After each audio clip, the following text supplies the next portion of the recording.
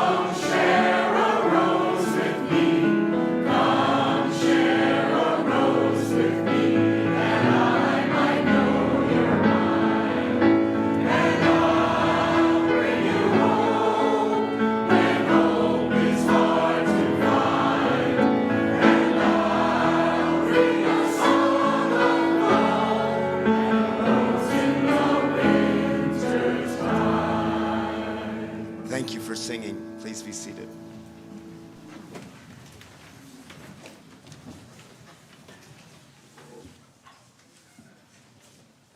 Good morning.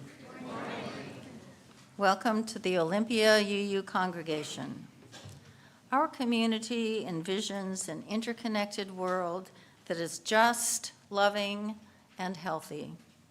We commit to live out our mission to welcome and wonder, embrace and empower, bridge and become.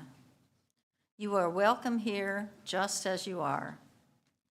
Whatever beliefs sustain you, whomever you love, however you understand and express your identity, thank you for joining us today. My name is Ann Radford. I use she, her pronouns, and I'm a member of the worship arts team. Leading worship with me today is Reverend Sara Lewis, our Director of Community and Faith Development, and Troy Fisher, our Music Director. Here are a few things you should know about our service today. We're streaming live on Zoom and YouTube, and the service is being recorded. For those here in the sanctuary, you can see the sometimes creative subtitles on the screen in front. We're a multi-generational community, and we value our young ones. Kids, babies, teens, all are welcome in the sanctuary. And here in front, we have cozy, soft chairs and activities to keep busy hands happy. There's also a nursery care and story time program for the children down in the classroom wing. We're grateful for the many hands that have helped worship happen this morning. Thank you to all who contribute in many ways. After the service, everyone will have a chance to discuss reflection questions offered by Reverend Sara. For those online, we invite you to go into a breakout room for a virtual coffee chat. For those in person here, please feel free to stay for coffee and conversation in the Commons. And at 11:30, after the coffee chat, please return to the main room or the sanctuary here for our OUUC talk show, After Church with Melanie Ransom. And her guest this week is Thomas Smith.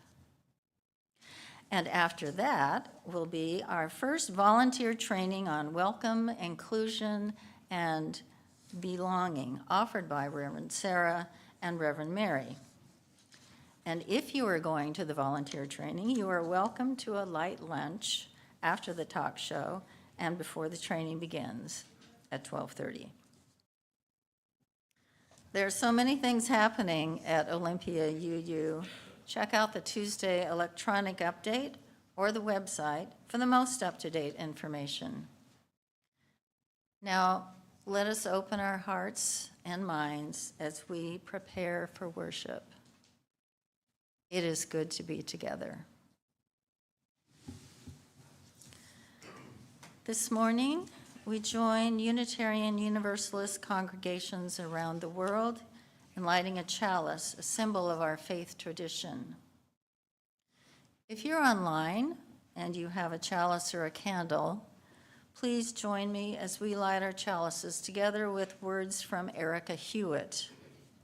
Until all means all. The chalice, as a symbol of Unitarian Universalism, arose as a beacon of hope in an atmosphere of tyranny.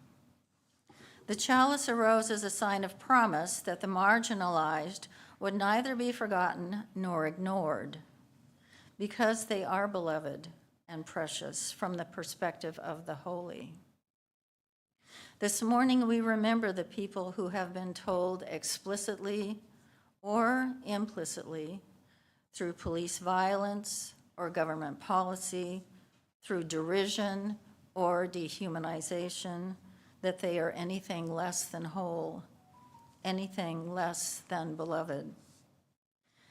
As we each light a chalice, may we make of our lives a beacon, a symbol of our promise to draw the circle wide, a sign that we will not rest until all means all.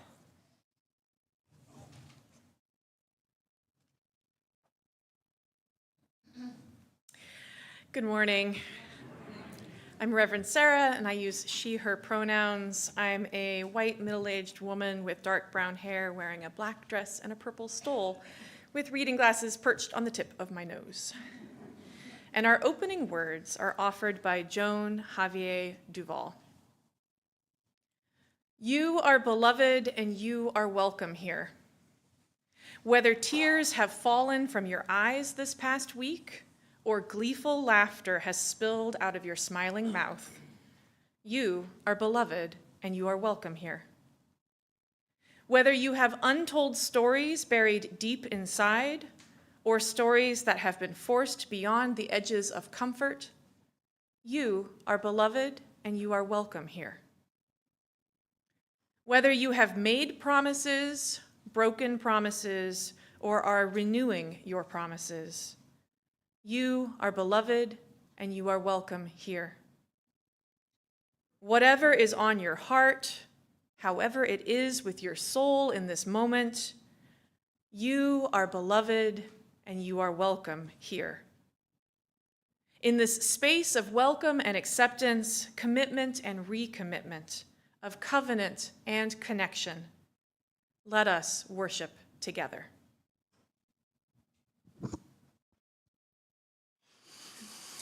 Let's sing around together. All right. Come, come, whoever you are. The lyrics will be projected on the screen. If you want to look in the hymn book, you can. It's hymn number 188. And we're going to start with the part that's not in the hymn book. Though you've broken your vow 1,000 times, though you've broken your vow 1,000 times, come, come, whoever. So what we'll do, I'm going to divide this into 4 sections. And we'll all start by singing Though You've Broken Your Vow 1,000 times. Then I'll bring you in for Come, Come, Whoever You Are, 3 times through. And when you're done, then go back to Though You've Broken Your Vow 1,000 times. Is that too complicated? I'll help you through it. We're gonna let the basses and the sopranos be our first group, then the altos and the tenors. This is our third group here, and our fourth group. And you all can join the fourth group, or join wherever you want to. Okay, so we're all gonna start, and you'll just keep repeating Though You've Broken Your Vow 1,000 times until I bring you in. Ready? Yeah. Though you've broken your vows 1,000 times, though you've broken your vows 1,000 times, come, come, whoever you are, wanderer, worshiper, lover of leaving, causes no caravan of dismay, causes no caravan of dismay. Come, come, whoever you are, wanderer, worshiper, lover of leaving, causes no caravan of despair. Come yet again, come dismay. Come, come, whoever you are, wanderer, worshiper, lover of leaving, causes no caravan of despair. Come yet again, come dismay. You've broken your vows 1,000 times. You've broken your vows 1,000 times. You've broken your vows 1,000 times. You've broken your vows 1,000 times. Brilliant. Thank you. Job, everybody. So, when I was a little kid, I was really scared of monsters under the bed. Anybody else here scared of monsters under the bed? Still scared of monsters under the bed? Yeah? Well, that's what this story is about. So Simon was lying in bed, thinking about how there was a monster under his bed. He was sure it was there. Listen, can you hear it breathing? Oh yes, there's a monster under the bed. Oh, Simon had forgotten to check under the bed before he got in bed, and now it was too late. The monster was definitely there. Should he pull the blanket up and look? No, if he did that, for sure the monster was going to grab him and pull him under the bed and eat him. And what would happen in the middle of the night if his foot accidentally fell off the edge of the bed? Would the monster grab it and bite his foot off? So Simon decided that the only thing to do was to lie right in the middle of the bed and stay awake all night long. Why on earth had he told his mom that he was too old for a nightlight now? Now he couldn't see anything in the dark. And there was definitely a monster under the bed. Or maybe 2 monsters. Maybe there were 2 monsters under the bed playing hide and seek. No, that's wrong. Monsters don't play games. So they would be under there fighting, maybe wrestling, maybe fighting over who was going to get to eat Simon. As Simon thought about that, there was a bump under his bed. It definitely had popped the mattress up against his leg. There was definitely something under the bed. Maybe it was 3 monsters. 3 monsters sharpening their claws, ready to jump out and get him. Maybe he should run for the door. But no, they would get him before he got to the door. They would just grab him. Maybe he should call out for mom and dad. But no, that is what his little brother Alex would do. Oh, but there were definitely monsters under there. Maybe there were 4 monsters. Maybe there were 4 monsters under there making a fire ready to cook Simon. Was it getting warm in here? Maybe there were even 5 monsters, 5 slimy monsters that were going to ooze up the sides of the bed and get him. As Simon thought about all of these monsters that might be coming to make him into a midnight snack, he started to say his goodbyes. Goodbye, Mother. Goodbye, Father. Goodbye, Howard Elementary School. Goodbye, Miss Oakes. Goodbye, Grandpa. Goodbye. Wait a minute. What's that? It's a flashlight. It's the flashlight that his mom had put on his nightstand and said, just in case. Just in case of what? Just in case of monsters? Well, with this flashlight now, Simon would be able to get the monster. So he took the flashlight and he turned it on and he jumped to point it under his bed. And guess what? There was a monster under there. His brother, Alex. What are you doing in here? Simon asked. I'm hiding, said Alex. I was scared. I was scared that there was a monster under my bed, so I came in here to hide. Oh, said Simon, there's no such thing as monsters. But since you're here, why don't you go ahead and stay with me tonight?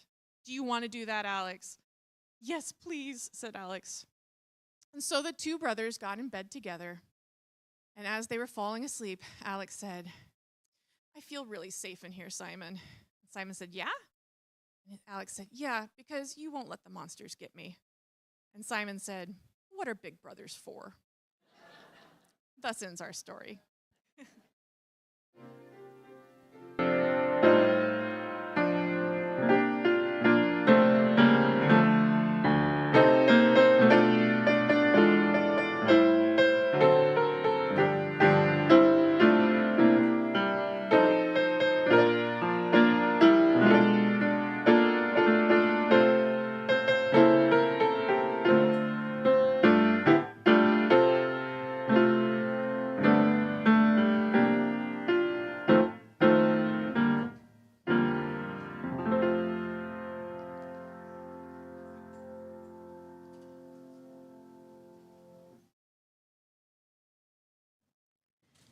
Each Sunday, we engage in the practice of gratitude and generosity by joining together in service to our community and to something greater than ourselves. We combine our gifts to create an offering to express our gratitude for the gifts that life has given us, for the network of relationships in which we live, for the presence of this community. If you are new or visiting us for the first or second time, you're our guests, and we don't expect you to contribute. However, if you wish to be part of our offering, your offering will be gratefully received. The offering collected here does 2 things. It supports the ongoing work of Olympia UU, which is also supported by your regular pledges. This offering also supports an organization that serves our community in harmony with our Unitarian Universalist values. Our Share the Plate organization for September and October is Black Power Pathways, a mutual aid fund. The Black Power Initiative's mission is to empower and create financial access for Black people to have the power to determine the destiny of the Black community. With this ultimate vision, one simple but significant first step is to provide emergency financial support in the form of small cash grants to Black people in need to keep them from slipping through the cracks. Formerly known as a Pathway to Hope, Black Power Pathways' mission is also to help formerly incarcerated people find paths to community support, housing, and economic stability. You can participate in the offering by making a donation online through the church website or by texting the number that will appear on your screen. You can also mail a check to Olympia UU or place your offering in one of the baskets being passed around by the ushers. May the offering now be generously given as it is gratefully received.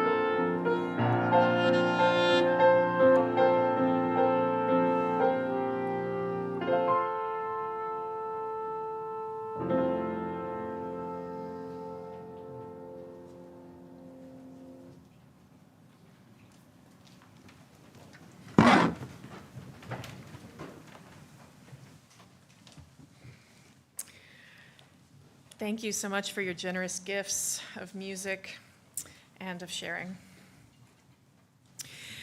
We came together this morning bringing all that is in our lives. Let's open our hearts to the complexity of life as we place stones in the water of community. You will hear a drum beat as we share today. It brings into our awareness that our individual hearts beat, and together we create the heartbeat of community. Right now, I invite you to take a breath as we open our hearts to receive the complexity of all that is in our lives and our community today.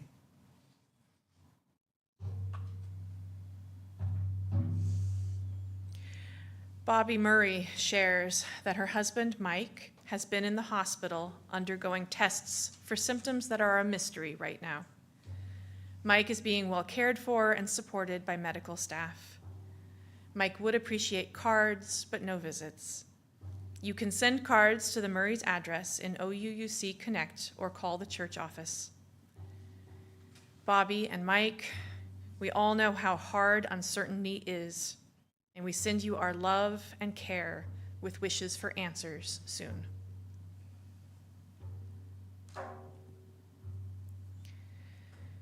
For those online, I invite you to share from your heart by entering into the chat. Those in the sanctuary can see your sharing on the screen. And for those in person today, I invite you to come forward if there is something that you would like to bring into this community. You may place a stone into the water as you hold your sharing in your heart. Please come up through the side aisle and return by the center aisle.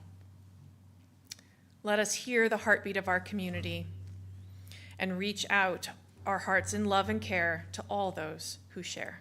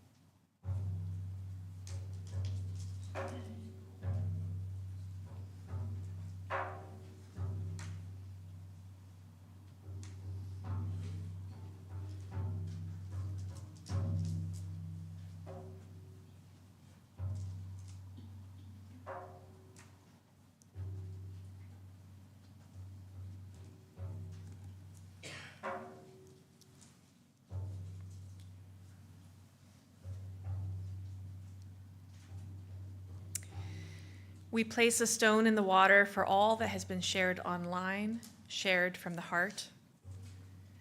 And we will place one more stone in the water for all that we hold in our hearts that remains unspoken.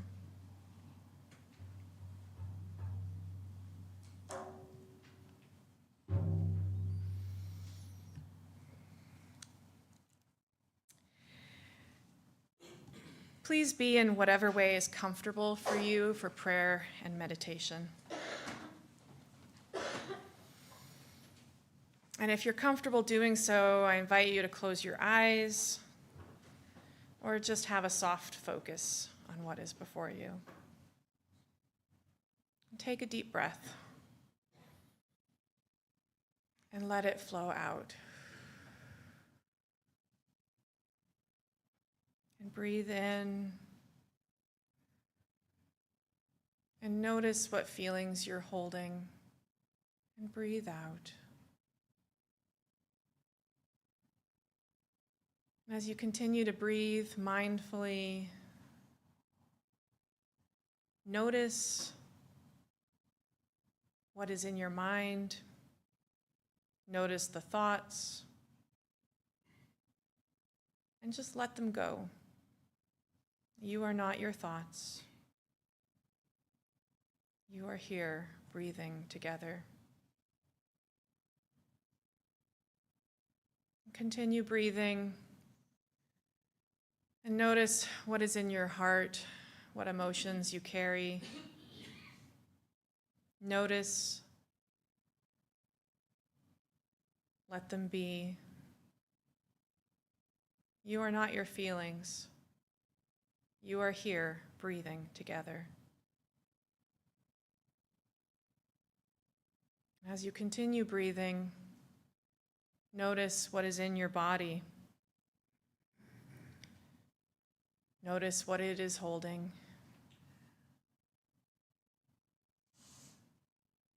Notice and let it be. You are not the feelings of your body. You are here, breathing together. Continue noticing as we sit in silence for a minute together.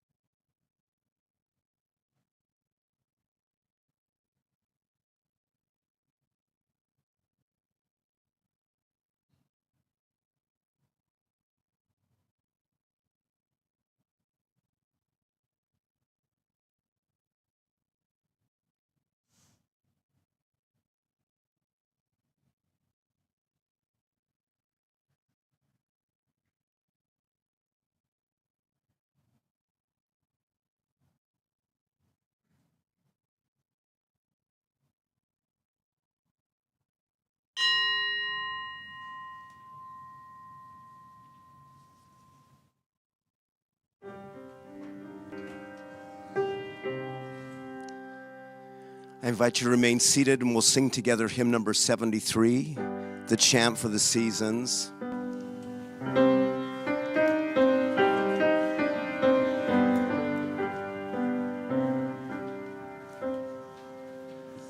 Summertime has turned the starry eyes upon us. Summertime has turned the starry eyes upon us.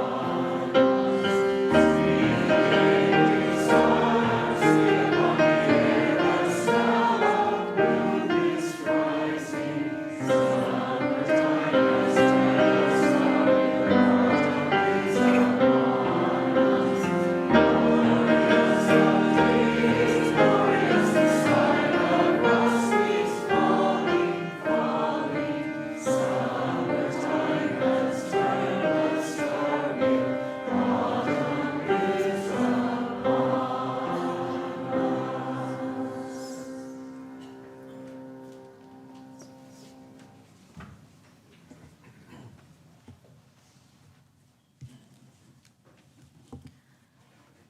Today's first reading is from the book Women and Other Monsters by Jess Zimmerman. Jeffrey Jerome Cohen, the humanities professor who literally wrote the book on monster theory, outlines 7 defining characteristics or theses of the monster. Some are pretty academic, but a few are immediately resonant.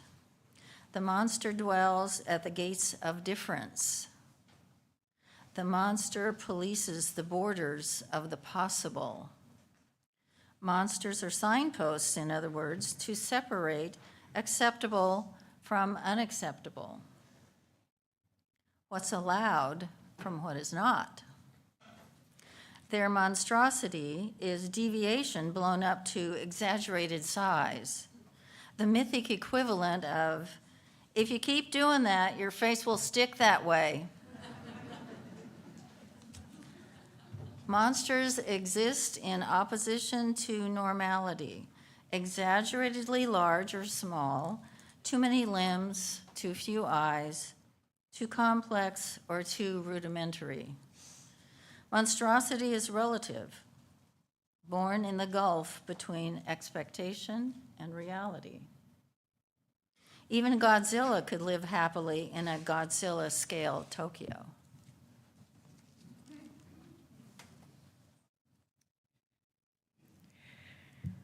So I thought of this topic as I was binge watching the excellent show The Last of Us, which is a sort of zombie story, but with the zombies actually being infected by a fungus, the human equivalent of those poor ants that really do get infected and brain controlled by a fungus. And the fungus zombies are pretty scary, but in the end, it's actually the humans that are the real danger.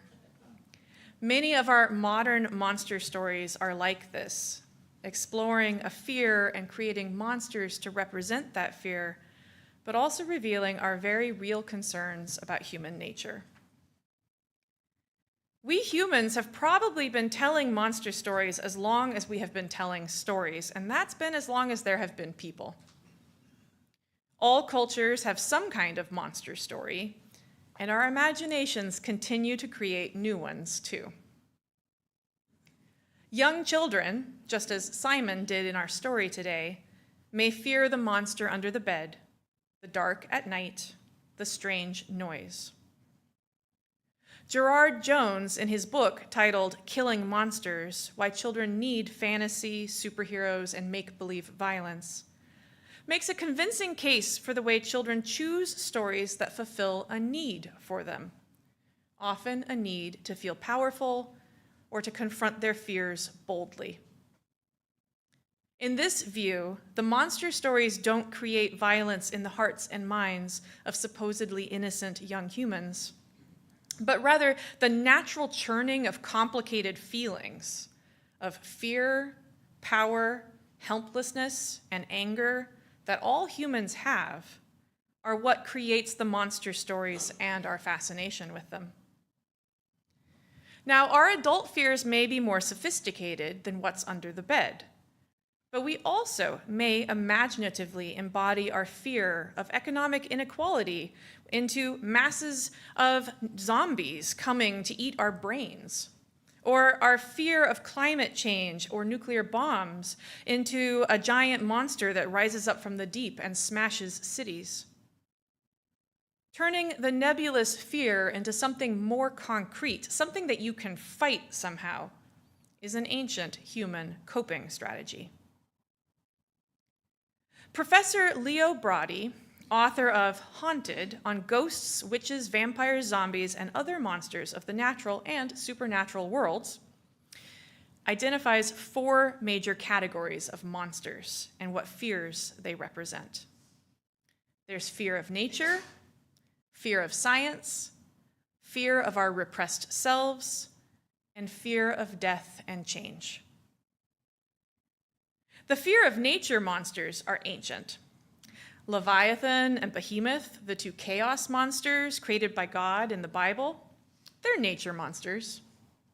Monsters of flood, earthquake, storm, of forces outside of our control that seem to randomly kill and destroy. Other ancient stories from around the world are also full of giants, fire spirits, and countless other monsters that embody large natural disasters. These stories try to help us process things far outside our human scale. Fear of science monsters populate our science and horror fiction. The question of whether we humans might go too far in our pursuit of the power of technology and science brings us Frankenstein and Jurassic Park. And of course, the real monster in Frankenstein isn't the monster, and the real monsters in Jurassic Park aren't the dinosaurs. These stories begin to wrestle with the question of human overstep, of human wrong. The fear of our own repressed selves brings us Jekyll and Hyde and werewolves, Could we be harboring a monster inside ourselves, something that might break out and cause us to transform into something awful and uncontrollable? And finally, we fear death and change. So along comes vampires, creatures that defy death and are immortal, but at a horrible cost. Would you trade your humanity for eternal life in the dark? Would you never see the sun again in order to avoid dying? But Brody's model leaves out another important aspect of monster stories, which our first reading today points to. Monster stories also mark the boundaries of what we say is acceptable humanness. Like old maps that showed the known world and then just said, "Here there be dragons" on the unknown margins, monsters fill the edges of a rather narrow confine of what can be acceptable humanity. And so we sometimes turn people into monsters, even if just metaphorically. Jess Zimmerman, in her wonderful book, Women and Other Monsters, explores a slew of monsters from classical mythology that represent forbidden ways to be a woman. Ugly, hungry, angry, sexual, powerful, basically anything not in direct service to pleasing men.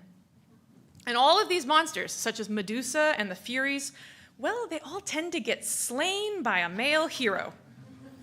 So here the monster story comes as a cautionary tale. Keep to your place or else. And women are far from the only marginalized group to get the monster treatment. We have racist monsters, King Kong. We have ableist monsters, the stupid troll, the deformed hunchback. We have also turned transgender people, disabled people, really anyone deemed outside the margins of this very narrow, acceptable map of humanness, into monsters. Now, these monsters don't help us process natural fears. These monsters stand as warnings and narrow the possibility of what we can be as full humans in all of our variety and uniqueness.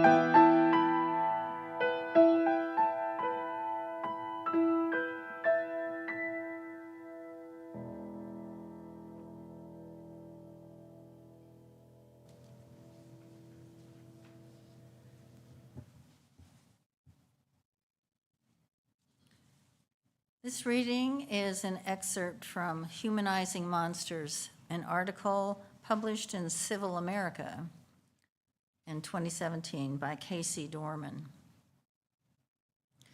In understanding those we regard as doing evil things, especially on a large and systematic scale, such as neo-Nazis, KKK, Al-Qaeda, ISIS, American soldiers at Abu Ghraib, racist policemen, perhaps.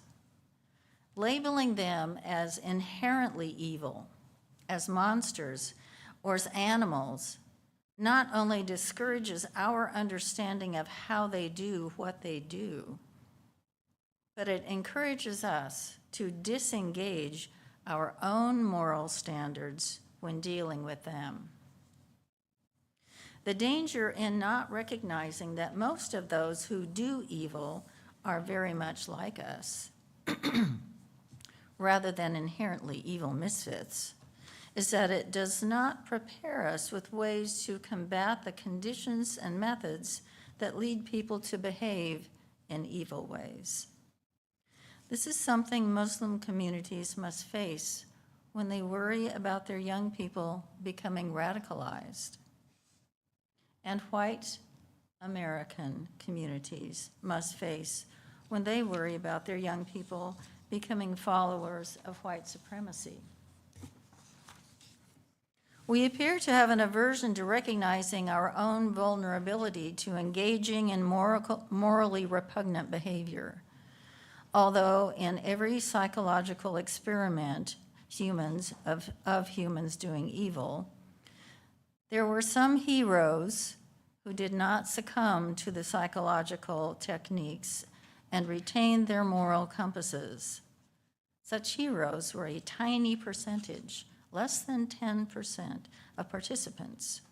Yet nearly 100% of people, when told about the experiments, predicted that they would be immune to the psychological methods. We are not good judges of ourselves. We view ourselves as possessing more human essence than others.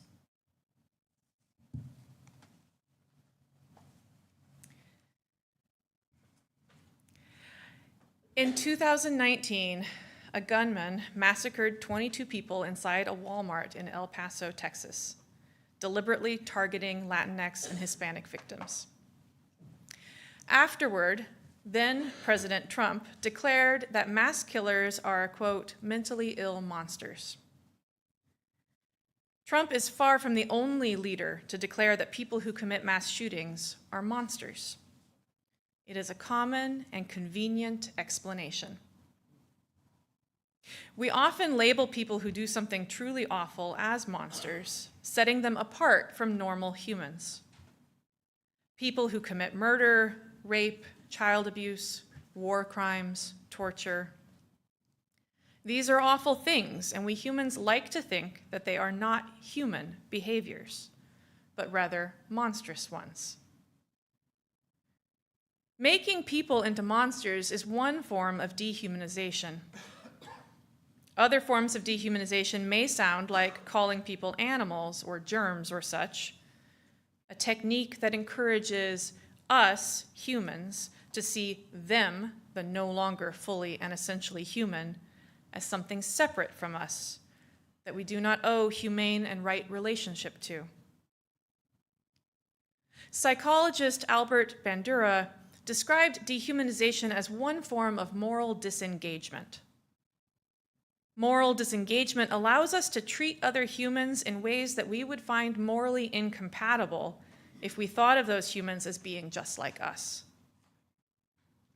Certainly, we can think of extreme examples of dehumanization, such as genocides and slavery.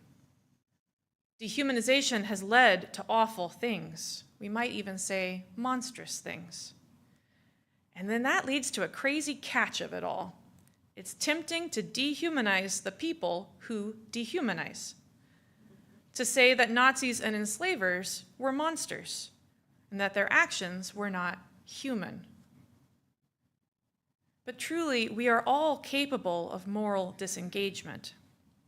We've all most likely engaged in dehumanization too, even if only mildly. Dehumanization helps us turn away from all the overwhelming harms of this world. Dehumanization helps us explain away actions that are deeply troubling. And then there is yet another problem that comes from placing a dividing line between the human and the monstrous.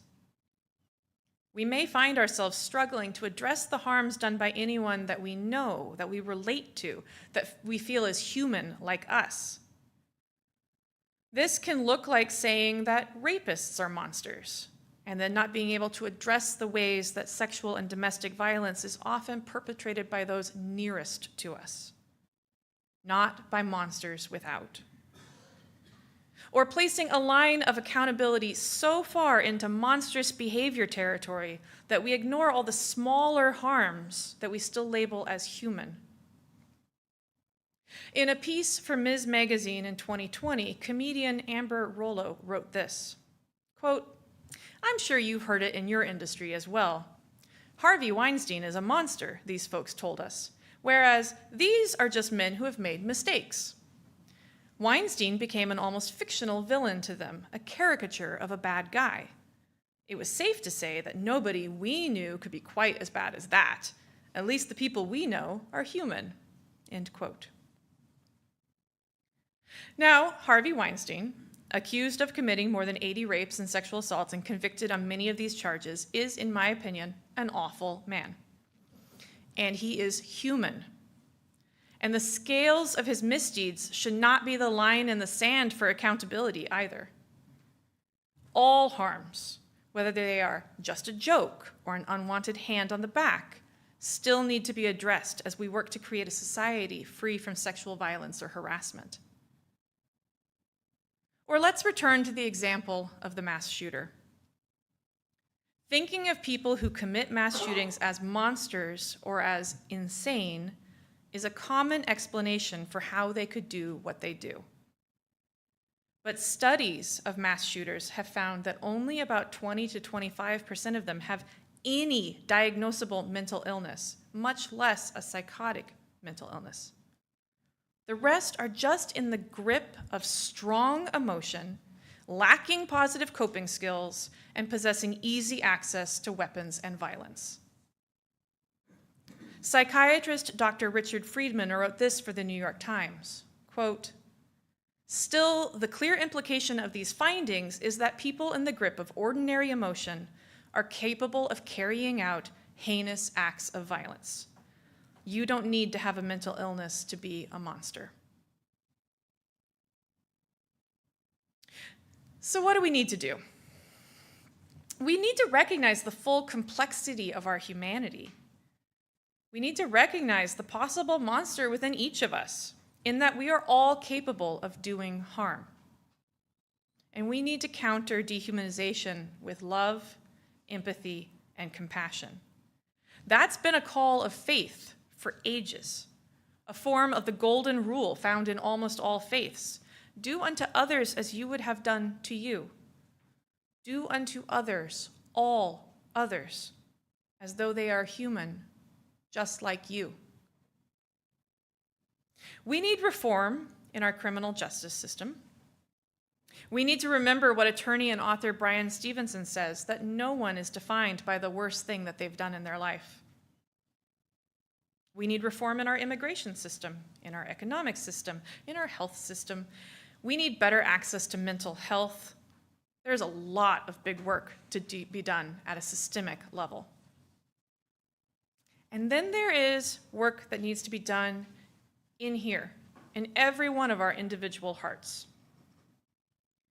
We need to recognize that it isn't all about them out there, the people who we think are different than us. It's about all of us and how we are all capable of doing harm. We overestimate our own essential goodness and fail to equip ourselves with sufficient skills for actually doing good. We need more social emotional learning in schools and for adults. We all need more emotional literacy. We need to work to heal trauma. We need to learn communication skills and emotional resiliency skills. We all need to learn to hold our fears, our anger, all the uncomfortable but totally normal feelings in healthy and life-affirming ways.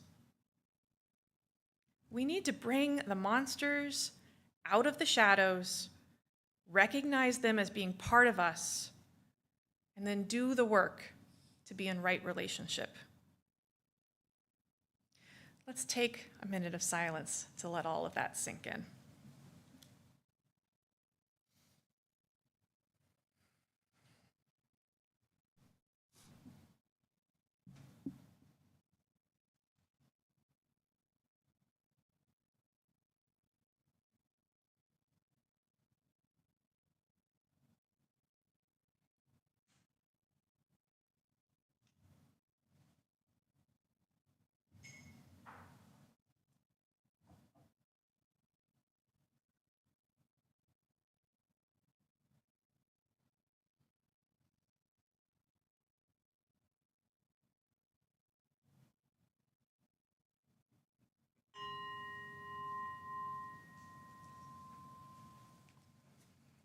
Let's rise in body and our spirit and sing out of the Teal Hymn Book, hymn number 1051, We Are.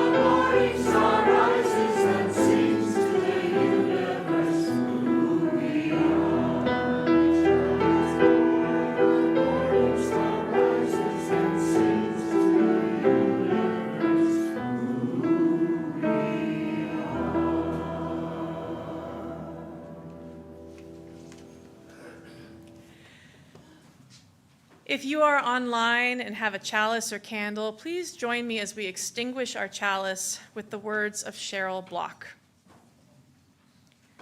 As we go forward into this frightening, exhilarating, confusing, miraculous world, may we offer our comfort to the afflicted, our love to those who are lonely, and our wish for all to be safe. Go in peace, go in joy, go in love.